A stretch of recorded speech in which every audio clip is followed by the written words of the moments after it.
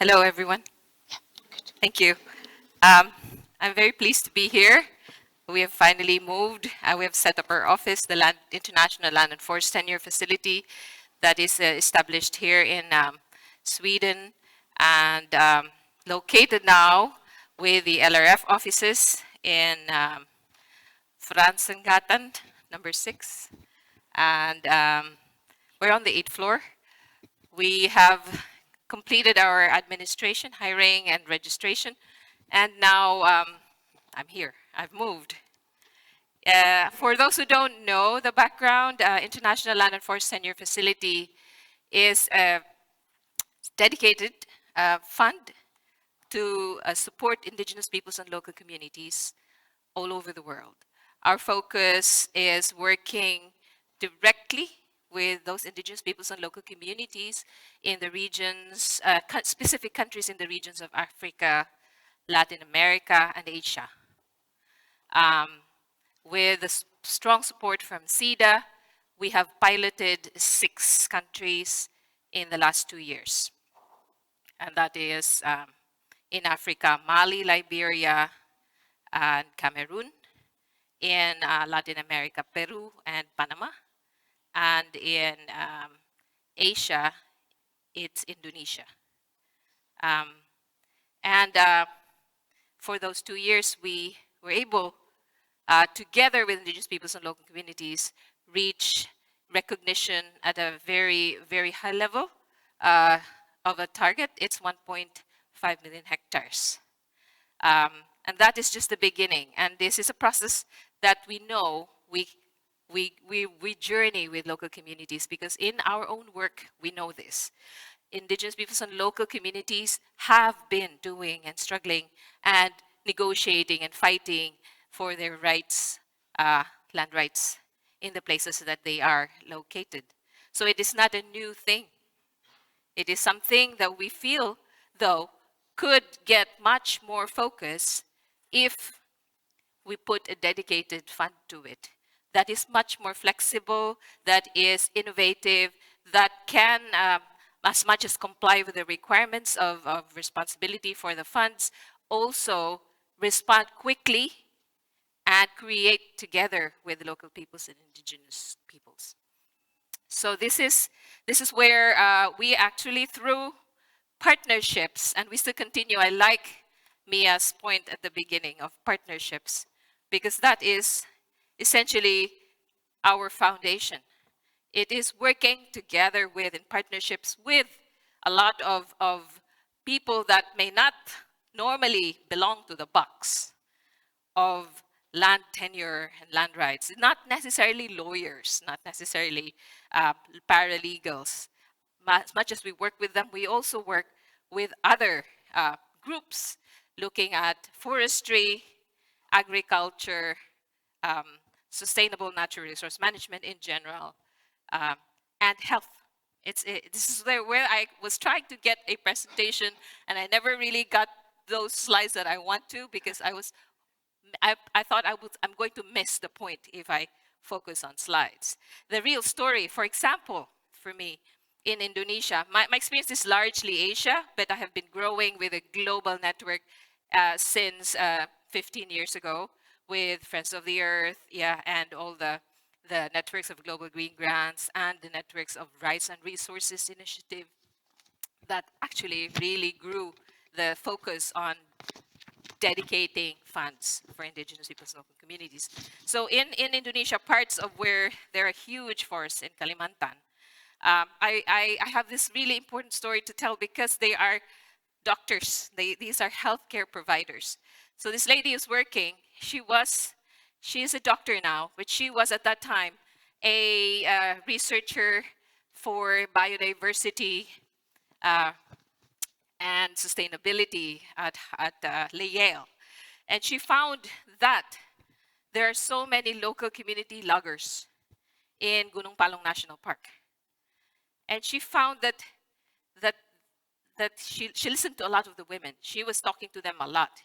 And she realized that there is some urgency in these people to address health problems, and the money needed for that is so much there is no way they can produce money for operation, for treatment in hospitals without that much cash. They go to the forest to cut trees.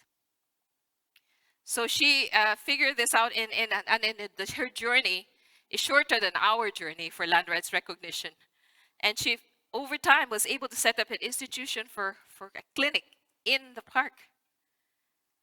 And lo and behold, she reduced deforestation by a lot. More than we could in our sustainable forest management programs.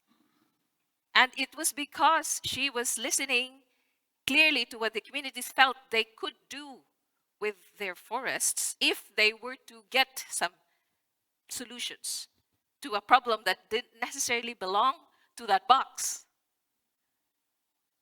And so now in this area, and we can visit it, it's a very interesting area. It is something that is also informing some of our decisions on how to integrate programs. In this area, the orangutans have reconnected themselves to forests that were divided by a town in Gunung Palong. So they reconnected. There is so much village monitoring of illegal logging. And they have reduced amazingly their illegal logging. And they have now set up with the local government, not just a clinic, but a sustainable hospital. And the story goes on and on. You can follow it at www.healthinharmony.org. It's a very important story because we're connecting that story to our Indonesia program. 1.5 million hectares in the 2 years pilot was recognized with local governments in Indonesia. And it crosses some of the borders of the national park. So where I'm really seeing here are elements that don't necessarily belong together. Actually belong. I mean, it is what we realize is nature. It's diversity. It is all these other things working together so that solutions continue to be found, discovered, connected, supported. And so this is where we feel in the land tenure facility based here in Stockholm and coordinating with all the other pillars for development and sustainable development that that I think I feel very, very privileged for the office to be very, very privileged. There are more and more stories of this in the field where we go. Back there, Papua New Guinea, the border of Papua and Indonesia. It's very remote, but you drive rivers up to the forest, and the kids are very healthy because they were all accessing their own resources and managing it amazingly. And I go with my development workers, and they are very privileged in town. And my friend who was there with me was saying, well, this kid is really heavy for a 6-month-old. My 6-month-old is not this heavy. And so, like, this kid never had the vitamins I give my kid. So, of course, there are negative stories. We know that. But we also have personal, really inspiring stories about how and what we can do together when these resources are managed in those manners. In sustainable manners, but closer to tradition, but also improving around what tradition has forgotten. So we are in this context right now, hoping to see this as we go into 2030 and all the planning of what we do moving forward, where tenure belongs and where we zoom in on our work on land rights recognition, there other players actually are also as important as we are. And we have to be working together, looking at these elements. And maybe the entry points are different in each and every context, Africa, Latin America, Asia, or maybe just per country. And this diversity will have to stay in this manner, otherwise we would be losing our creativity in addressing the problems. They are bigger, as we know. As we know, they are scarier and they're scarcer in terms of resources that we're facing. And this is where we feel indigenous peoples, local communities understand these are the last remaining forest stands they're staying at. And they don't see easily where the opportunities are when they face the big guys. It still is there. It is in negotiating.